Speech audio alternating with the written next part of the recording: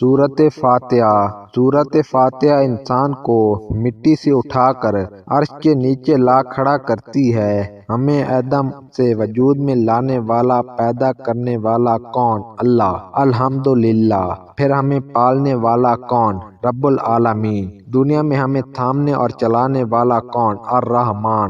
آخرت میں ہمیں کس کے سہارے ہوں گے؟ الرحیم۔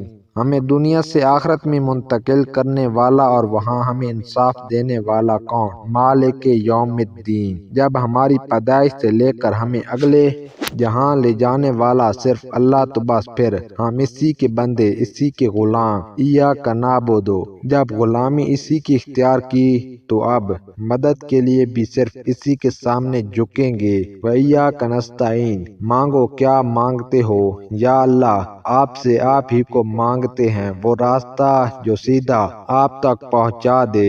اہدنا الصراط المستقیم، اور ہمیں انعام یافتہ افراد میں شامل کر دے۔ صراط الذین انعمت علیہم، اور ہمیں گمراہی اور آپ کے غضب سے بچا دے۔ غیر المغضوب علیہم ولا الضالین، آمین یا رب العالمین۔